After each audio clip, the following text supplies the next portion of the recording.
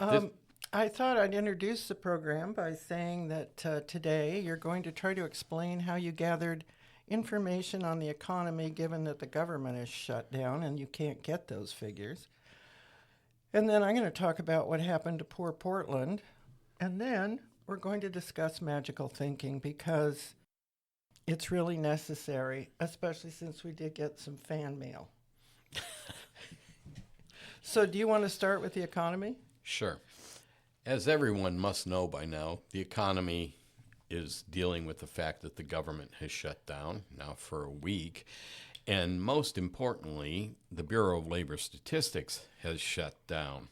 And that the prominence of the Bureau of Labor Statistics was demonstrated by the fact when an adverse jobs report came out, the president fired the commissioner and nominated an economist from the Heritage Foundation with very little experience and apparently from his writings very little knowledge of how to produce statistics or But use statistics. he hasn't been confirmed. No, in fact, his nomination has been withdrawn, which is a piece of good news. The weird thing about it, and what's consistent with what we're going to talk about today, is the reason it was withdrawn is because some sexually offensive tweets he posted upset two Republican female senators who refused to meet with him. Ah, Thus, the nomination could not go forward. Now, it would have been really nice if Susan Collins and Lisa Murkowski had done that because this candidate was incompetent and incapable of doing the job. That would be reality. Instead, it was because of some tweets which don't affect any way this person's inability or ability to do this job. And so, again, what we're seeing is policy and decisions being made in the political system not on the basis of reality, in the sense that this appointee was eliminated not because they couldn't do the job, but because they had offended the sensibilities of two Republican senators. When you consider the fact that this pattern of appointing people with no apparent qualifications to do the job they're going to do, again, this is an example of magic that somebody who doesn't have the qualifications to do a job can do it because their politics are right is a causal chain that doesn't react to the situation that the person actually has to do the job. well, true. And that's why we decided this week we're really going to do a deep dive into magical thinking. But before that, did you want to tell us about how hard it is to get any information now about what's happening with our economy? Well, yes. The Bureau of Labor Statistics survey is a broad based, huge survey. That's why it takes so long to get the initial report and then the revised report. But they are not the only organizations that collect data and do surveys. And an interesting thing occurred in my email yesterday that I got an unsolicited email from an industry research group offering to share their information because it tended to track with the BLS data. Now, they weren't offering to sell it to me, they were just saying, write our guy, he'll send it to you. Oh, So, everybody in finance and everybody in economics and policymakers need this information to make good decisions because the economy, our politics, all of our social policy, and the direction of our society are determined by underlying causal processes which are ongoing. And a decision one way or the other does not reverse those causal right. processes. Okay? So let's look at what's going on. First of all, the Pew Research Center pointed out that people think the economy is not going in a good direction. Um, the Economic Times pointed out that um, prices are going up, but they're hoping, or at least consumers are hoping, that they're savvy enough to do workarounds to avoid those prices, which will mean, for example, in the holiday season, things that have been hit with tariffs will not be purchased and they will seek out other sorts of goods to fill those needs. We have information coming out that the Social Security's cost of living index will be produced by the Bureau of Labor Statistics.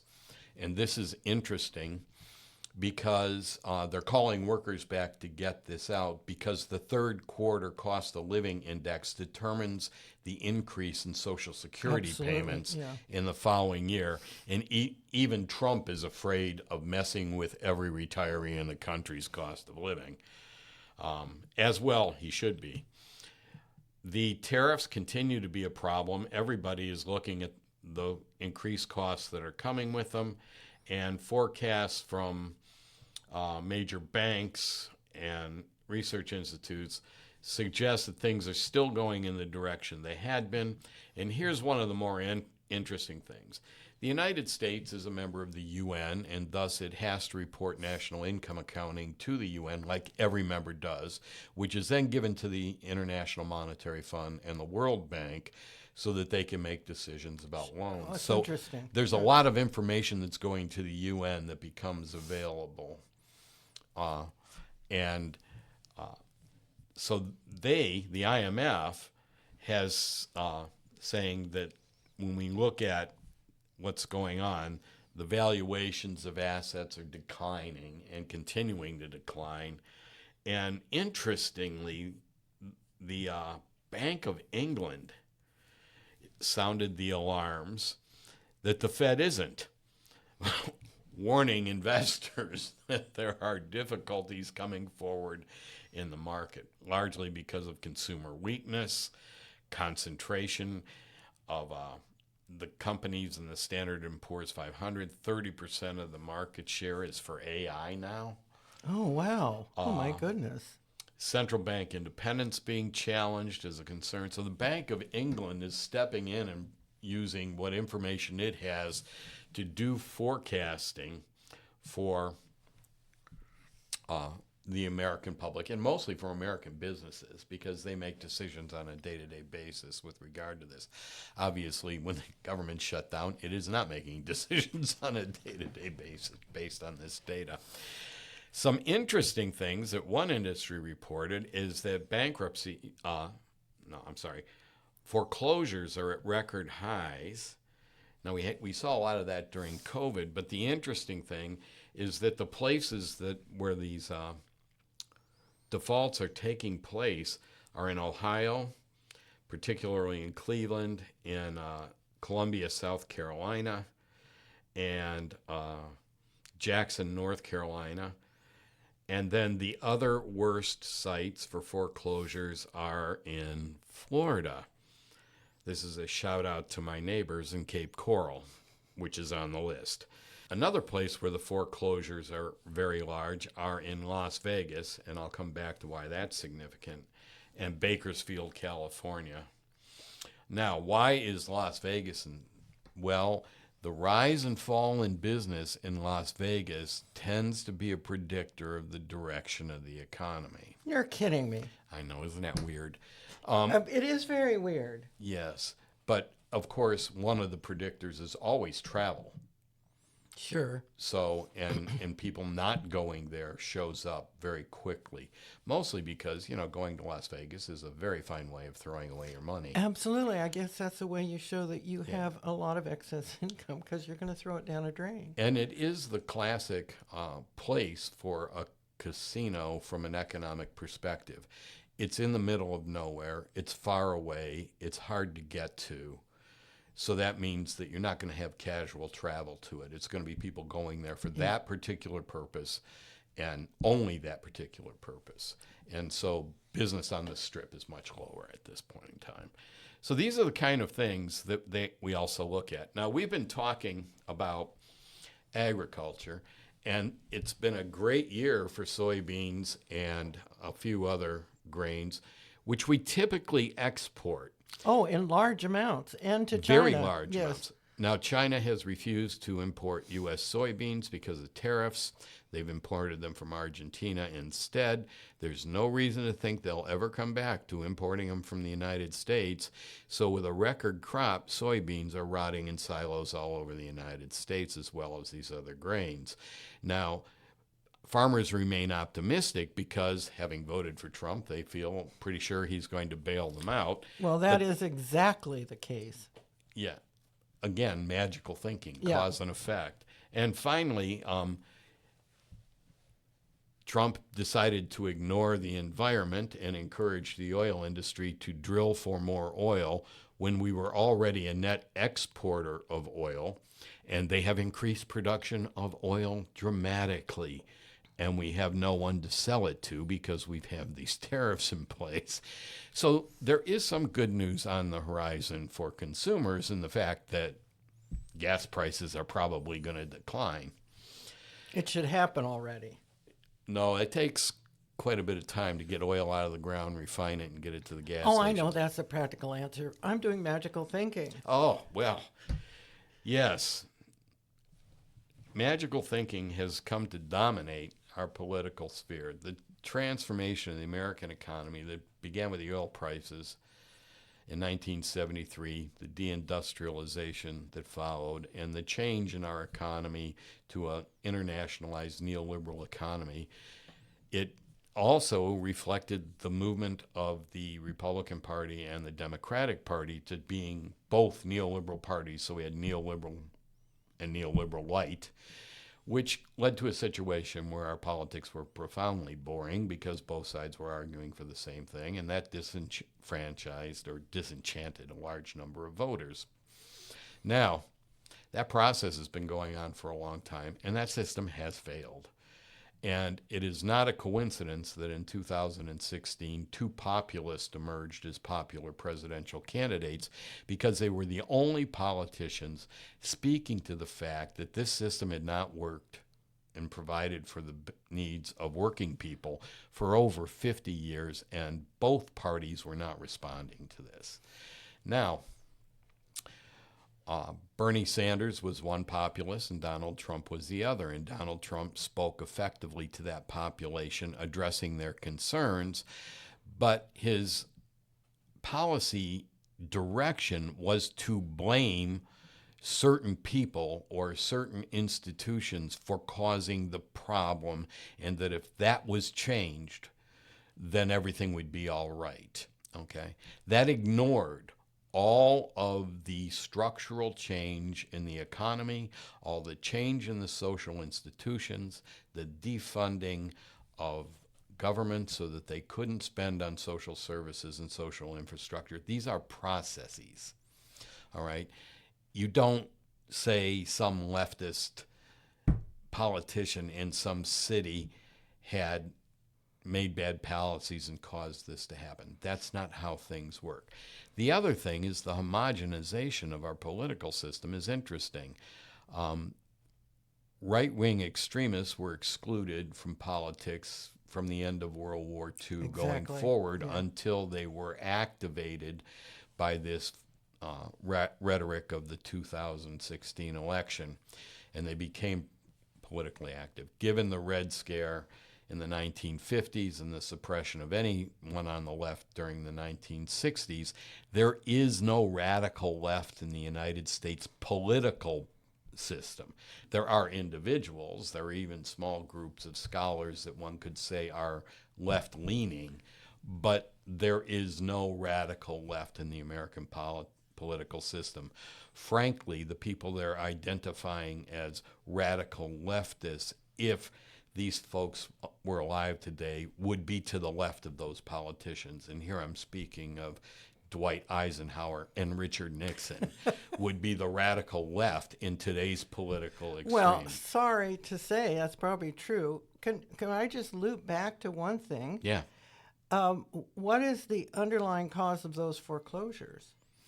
In this case, people have bought homes, and these turn out to be largely retirees who have bought homes in areas where they retire, with the exception of Cleveland, which is always a problem. Yeah. And they can't make the payments, right?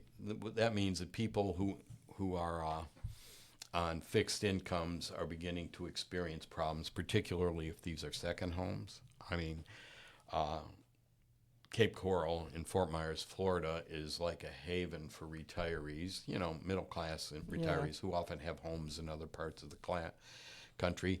They flee to Florida because Florida doesn't tax retirement benefits. So if they stay 6 months and 1 day there, they don't have to pay any taxes on their Social Security or retirement, which for many of them is fairly considerable. These are not really wealthy people in these areas of Florida where these foreclosures are going up. But people are walking away from the property or are in default because they can't make the payment on the house. And nobody wants to buy it? No, nobody wants to buy it for a couple of reasons. For example, when the employment situation declines and when interest rates look like they're going up, people don't buy homes, but these people already have bought homes, so they're locked in. And they probably cannot sustain two properties, so they're abandoning one to keep the other. Okay. Or they just can't afford to refinance. I mean, these are weird places for this to be. When you look at the map from the Realtors Association, we're talking about 6 states here, and yet we're seeing, default rates that are at record highs only involving these 6 states. Oh, that's why I asked about it, because it seemed very odd to me. So you've touched on how the political and structural realities of our past history have contributed to a very odd politics. Can I just, before we turn to magical thinking, is it time for me to talk about the odd politics of Portland, Oregon? I think that's a good idea because, again, the suggested solution to the problems of Portland disregard the processes that led to the current situation. Well, that's right. And since we're talking about radical changes in property values, people unable to sustain their mortgages, I thought, let's take a deep dive into Portland, especially since the President of the United States says it's burning. And there are no stores left in Portland. They've all been boarded up. I mean, we'll talk about how you get to there in a minute, but of course, none of that is true. And what the Oregonian has been doing, and I think one other local television station, which is KGW, Oregonian is the sole major paper in the Portland metro area. They've just had a camera and reporters down at the site of the ICE headquarters 24 hours a day to show this is what's going on. And it's not much, if you see my point. Anyway, but things have happened in Portland, and we're going to talk about how that has played into Trump's narrative a little bit later.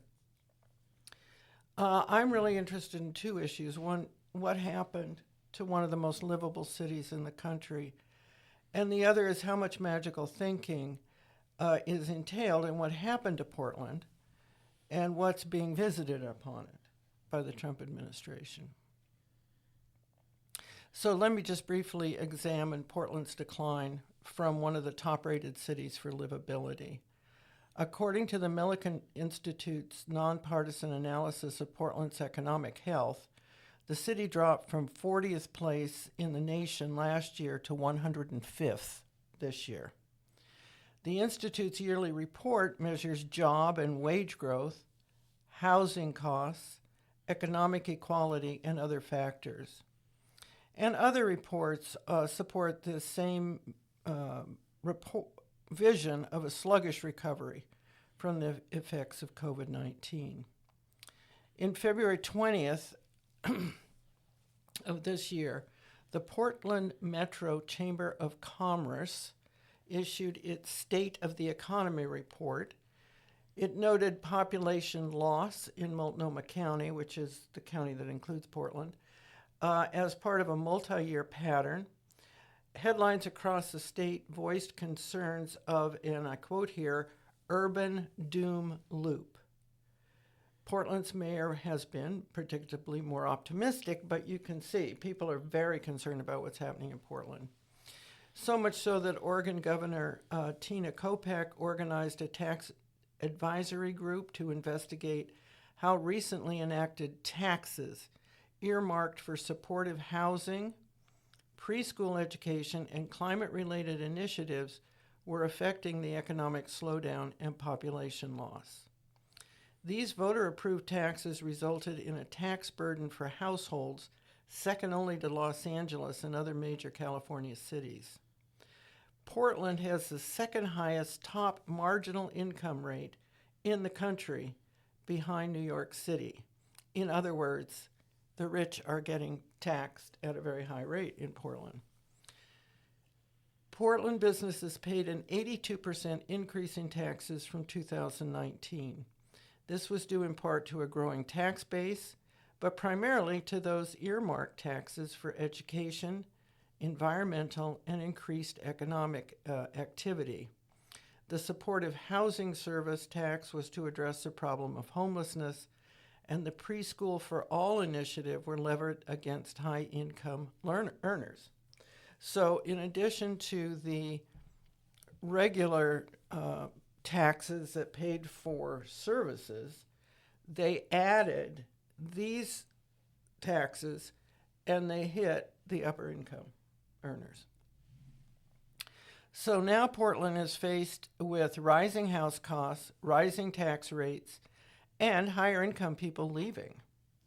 The tax rates were accompanied by the increasing cost of housing, caused on the one hand by zoning laws intended to keep Portland livable, and in other words, couldn't build a building higher than 3 stories. And they put a no-growth zone around the city. And the influx of people pre-COVID from California who realized that Portland was a highly livable city with a lower cost of living than in the major cities in California. Portland has also been highly attractive to the tech industries and startups, but they're being lured away now from Portland's to cities with lower tax rates and better public services, or in the case of Tektronix, as a result of corporate takeovers. Portland's decline in population is not necessarily, though, a sign people are leaving the state. The adjacent Clackamas County, which is right next to Multnomah County, and it's where I grew up, and Clark County, which is just over the Columbia River in Washington State, are seeing an influx of high-income residents. And this has a lot to do with people being able to work from home. Portland's population decline is admittedly part of the national trend that we are looking at. It's a result of an aging population and lower fertility rates, which means any increases in Portland's population base will rely on in-migration. But the higher housing costs and tax rates are also driving people and businesses away. So kind of a perfect storm. I think you'd agree. The earmarked tax for the supportive housing service was intended to meet the homeless crisis in Portland. In early 2025, Multnomah County saw a 26% increase in the homeless population to 14,000 people. One cause of this is the rise in rents, which have risen 40%. For those living on the margin, any major change can be moving to the streets, including job loss, divorce, healthcare costs, domestic abuse, and mental health issues. And the COVID pandemic certainly exacerbated the issues, as they did across the country. But then, so did the decision to decriminalize drugs, hard drugs. In April 2024, Oregon Governor Tina Kotek signed House Bill 4002, which ended this experiment, passed into law in 2021. The new law includes allowing law enforcement to direct addicts and abusers towards treatment rather than jail under a process called deflection. In addition, until June 2024, it was not a crime to camp on public property if no other housing is available. But since a U.S. Supreme Court ruling on a suit brought by Grants Pass in Oregon cities can enforce anti-camping regulations. Now, I don't want to make it seem as if Oregon is alone in facing a crisis in homelessness. Across the country, about 771,000 Americans experienced homelessness in January 2024, according to the Department of Housing and Urban Development. That's an 18% increase since 2023. But Oregon does rank fourth among the United States with 53.5% per 10,000 being homeless, which is well behind Hawaii, Washington, D.C., and New York, but it's still very high. Businesses in Portland want the tents off the sidewalks in front of their stores because it discourages foot traffic. There's no question that the easy availability of fentanyl and the humane treatment of the homeless by law enforcement in Portland has attracted people to the city. It's led to tent cities, human waste in the streets, and increased crime. There's no question about that. These and other factors contributed to the decline in Portland's economy and livability. Now, for the big issue that seems to be bothering the President of the United States, that's immigration, about 13% of Portland's population are immigrants, but I couldn't find a breakdown on the percentage of who are documented and who are undocumented, which struck me as odd. Well, when you're being surveyed, that's probably not a good question to answer in one direction. True that. Yeah. I mean, and the employers are certainly not going to answer it. Right. Yeah. And the employers, frankly, probably don't know. Yeah. So anyway, nobody seems to be keeping track of that. But the unauthorized immigrant population in the whole state of Oregon is 108,000. The population of the greater Portland metropolitan area is 2,500,000. 70% of the undocumented population in the state are employed in the following areas of the economy: accommodation, food services, arts, entertainment, and recreation, grouped as one; agriculture, manufacturing, construction, and professional, scientific, management, administrative, and waste management services. 47% have no health insurance. 42% live at or above 200% of the poverty level, which means a lot of people are living below the poverty level, and they're uninsured. So what I would conclude is this is a picture of a city facing complex societal and economic problems, and drawing on solutions which show a failure to consider all the unintended consequences of policies, humane though the intentions may have been. But it isn't a city in flames. It's just a city with a bunch of problems. And I think that's what we have to bear in mind about Portland. They're worried, and they want to solve their problems. I think that's true. And obviously, the changes that are being made by the governor in both the laws and the enforcement of the laws, and the changing the tax situation would probably be a good idea and are a good idea, but it's going to be part of a process.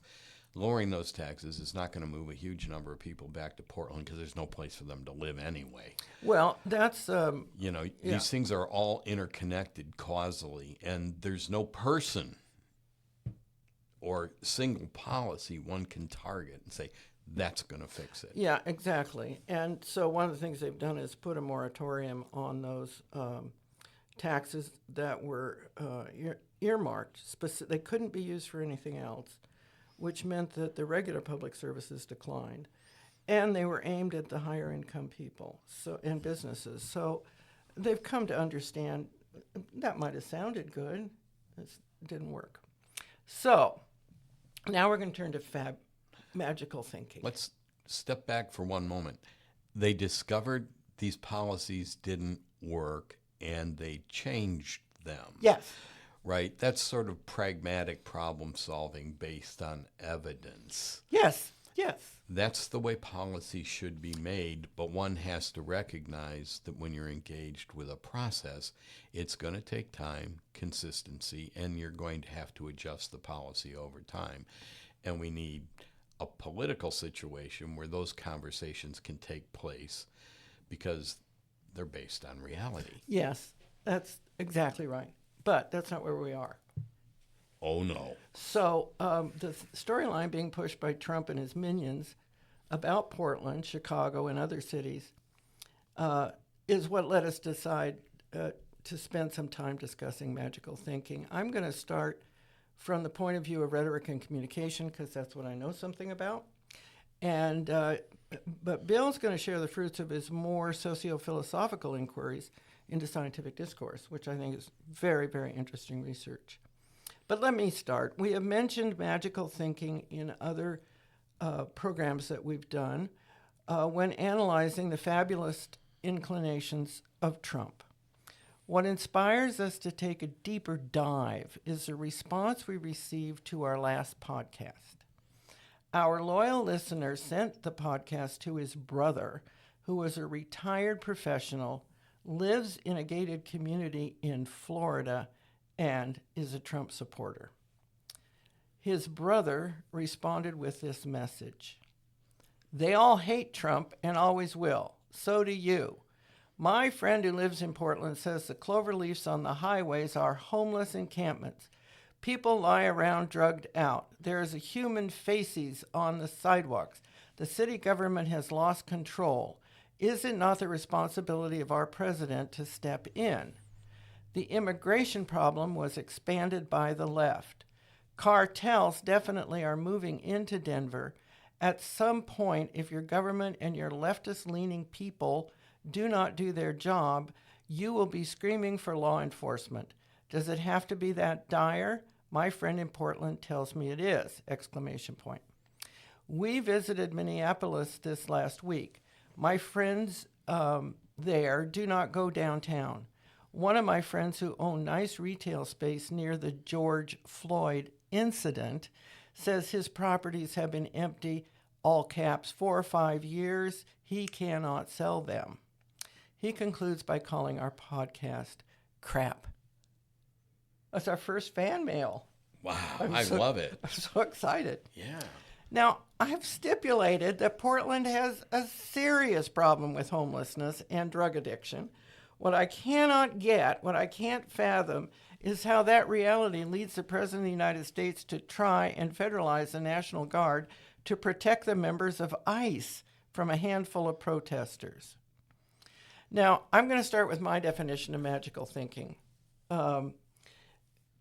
which comes from a different source than Bill's. But I think it provides a good place to start. It's a novel by Rebecca F. Kuang titled Catabasis, a Greek term meaning a descent. The heroine, Alice, is a student of analytical magic at Cambridge in her doctoral year. Her dissertation director is blown apart to smithereens when an experiment in magic goes horribly wrong. I must say, I missed that department at Cambridge. Did you not Yeah, find it? I don't know what building they're in. No one else is capable of directing Alice's dissertation, so she magics herself back to hell, down to hell, along with another of her professor's students, to haul her professor back. In short, she is willing to go through hell to get her doctorate. A premise very familiar to some of us. It's not so bad. The narrator tells us about Alice's fascination with magic, and this is where the definition of magical thinking that I want to work with comes in. Magic is, in brief, the act of telling lies about the world. Magicians live in air, dancing on a tentative staircase of ideas, and it was a source of endless delirium to know that the instant the world began to bore you, you could snap your fingers and you'd be in free fall again. All it took was to tell a lie and believe, despite all the evidence to the contrary, that all the rules could be suspended. You held a conclusion in your head and believed through sheer force of will that everything else was wrong. You had to see the world as it was not. Success in this field demanded a forceful, single-minded capacity for self-delusion. The requirement for a forceful, single-minded capacity for self-delusion seems an apt description of magical thinking. except it omits the element of mediated reality in constructing the delusion in the first place. In the example we read above from our fan, the Trump supporter brings forth evidence from testimonials by people he knows or from his visit to Minneapolis. Again, I'm willing to stipulate to them. But there seems to be an incantation that shapes the evidence to a conclusion already well lodged in his mind, and the belief that anything other than that way of seeing the world is just wrong. The storyteller or scriptwriter is the magician-in-chief, Donald Trump, his minions, and those who amplify his magical thinking through social media. The repetition turns the magical story into an incantation.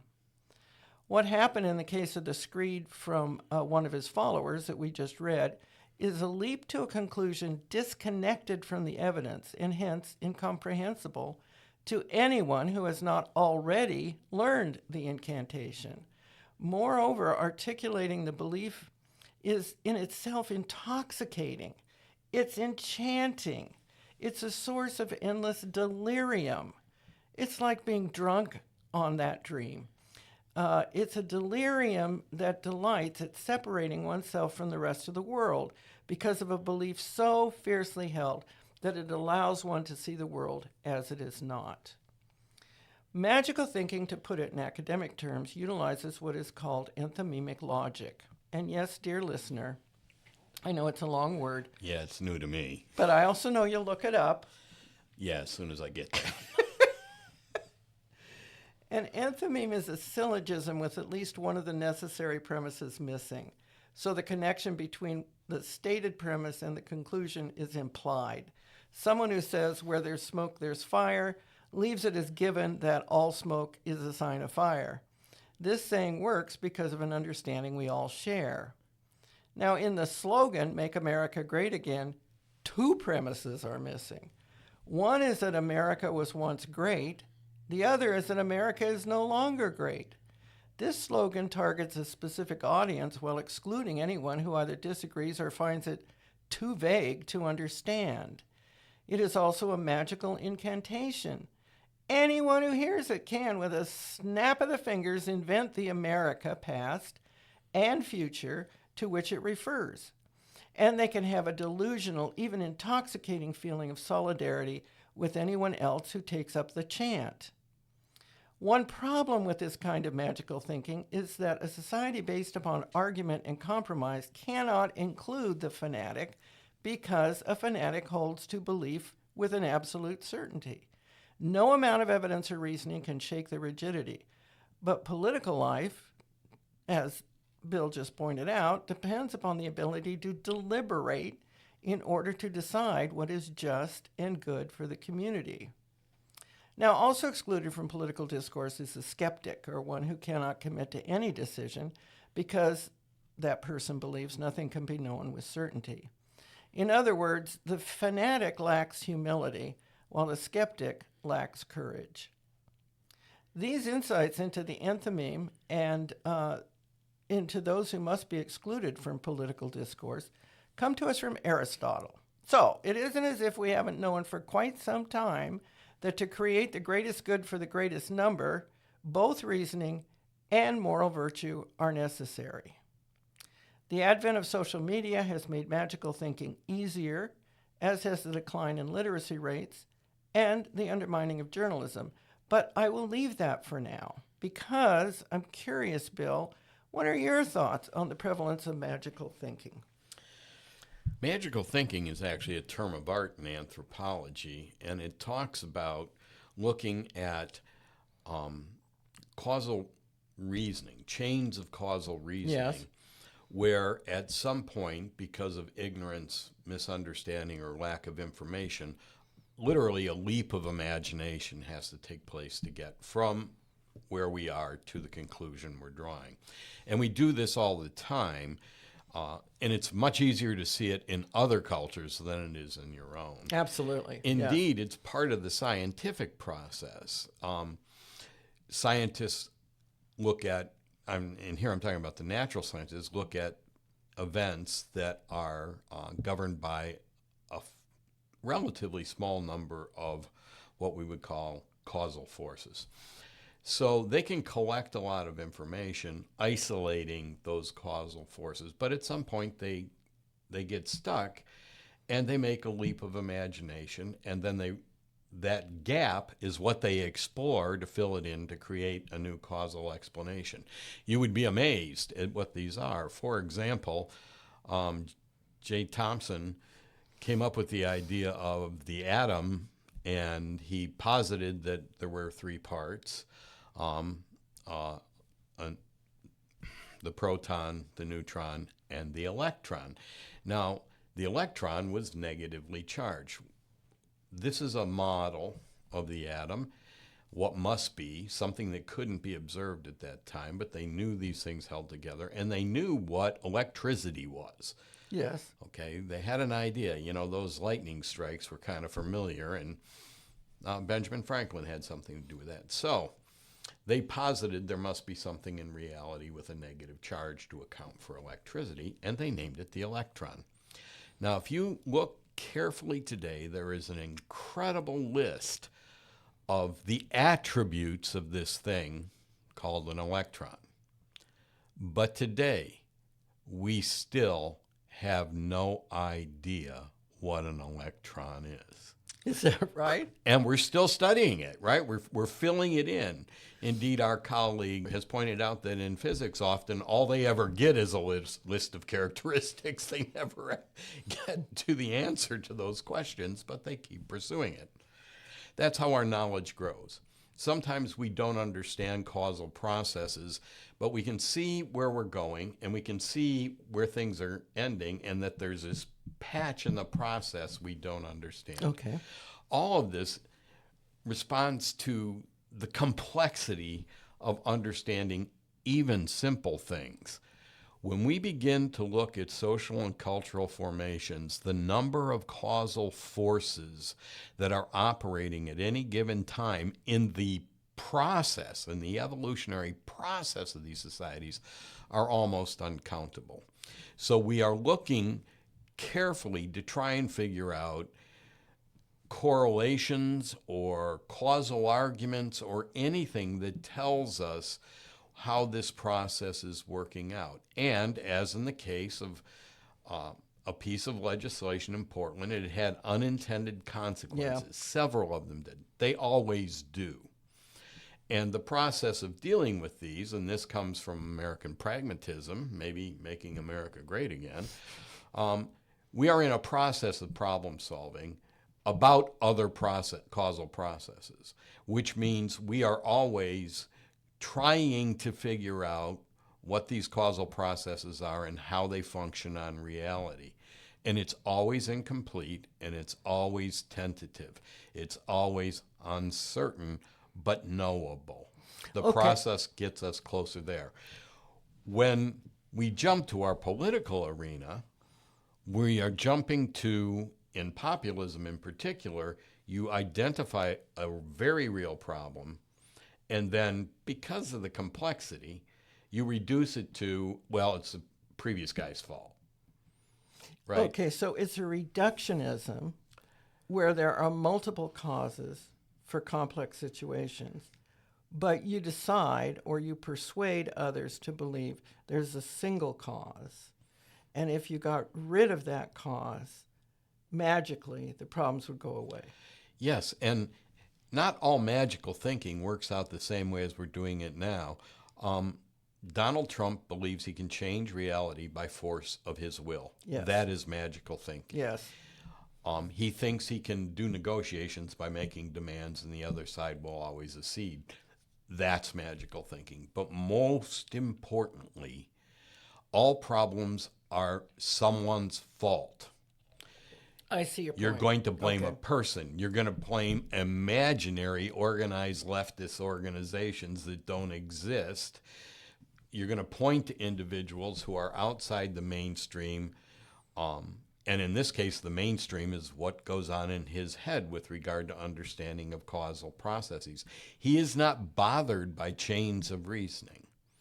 You know, he has absolute certainty that he understands what's wrong, that he can change it by force of will, and that Anyone who disagrees with him is deluded, doesn't know anything, is stupid, is sick. We hear this in his rhetoric all the time.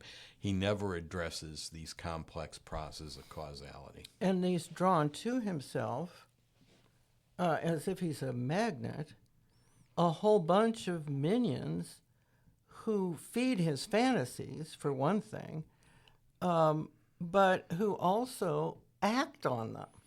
Yes, there are two things that are happening here. He's activated people into politics who have these kinds of single solutions to problems. They blame it on immigrants, they blame it on racial characteristics, they blame it on liberals, even when there's no existing group like that that functions collectively to do anything. So they're activated. The minions are a different story.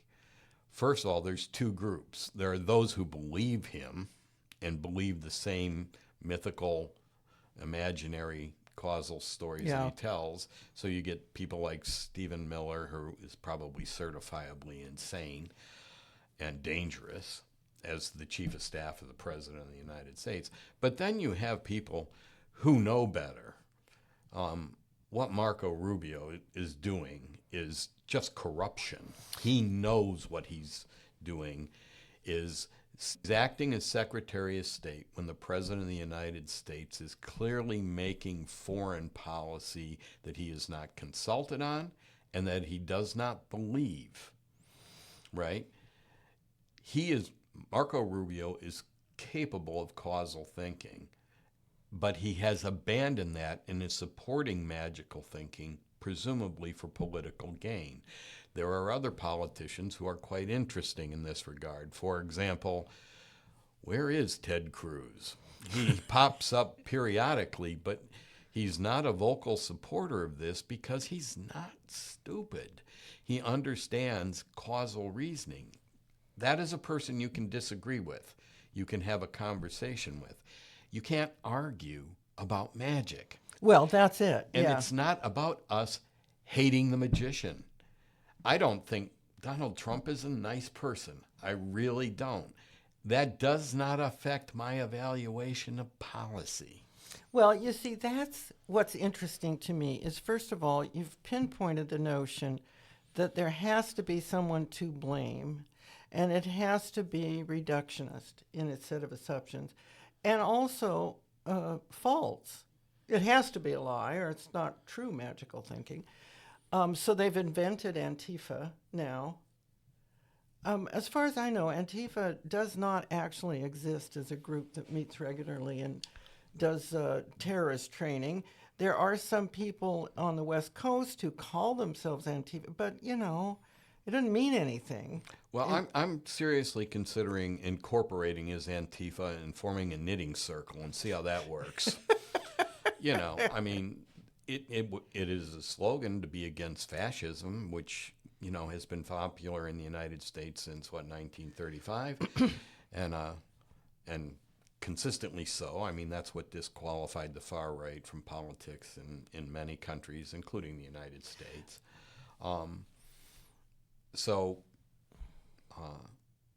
But yeah, as an organization, a terrorist organization that has no members is kind of interesting. Yeah, it's fascinating. And yet you have to ask yourself, like Noam, her name is her totem,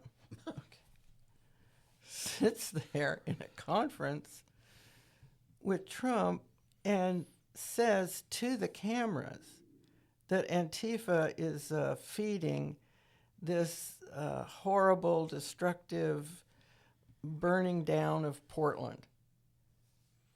I mean, she's feeding him, but she's also feeding the rest of the country.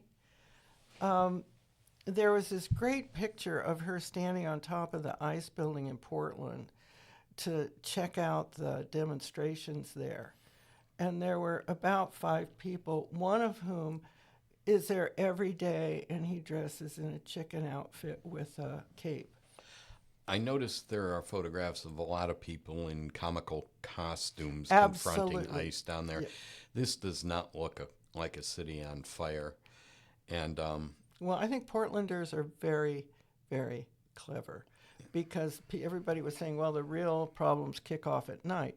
There's no doubt that there are hotheads who start fights. I mean, there's people who support ICE go down there, and the people who are opposed to ICE, and they yell at, well, not people, men, yell at each other, and pretty soon they're pushing. But for Portlanders to show up dressed as a Tyrannosaurus Rex, a kitten, a lamb, I know. in these full full costumes, they know what they're doing. And they're the getting it out there visually. Yeah, and the Portland police are not incompetent. No. You know, it's a very professional police force capable of handling a couple of rowdy Yeah. idiots out in front of the ICE agents. The ICE agents, though their training requirements have been reduced considerably for recruiting processes, are still well enough trained that they shouldn't be provoked by that sort of thing. But they are. They are. Well, And yet, I have to agree that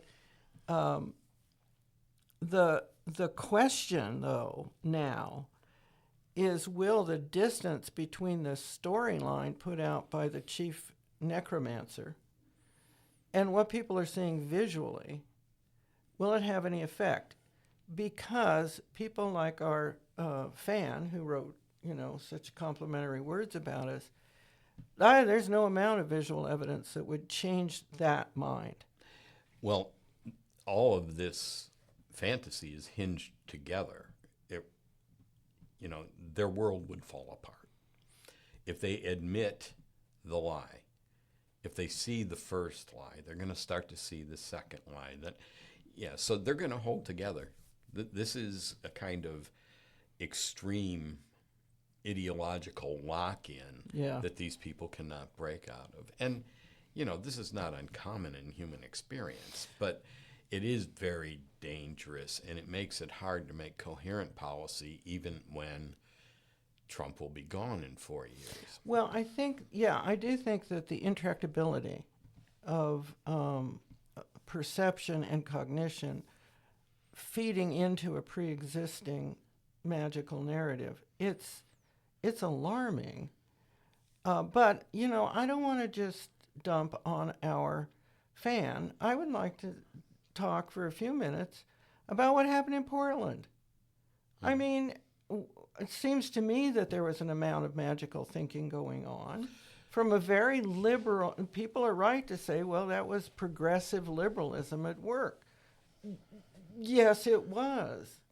And they didn't make smart decisions. Certainly. The notion that you could change things by changing just Portland, not engaging with the crises and neoliberal capitalism in the United States, created a situation where they put on blinders and thought that Portland was a little island in the world that could separate itself and that it wouldn't have migration impact. People wouldn't leave. People wouldn't come in because of those changes.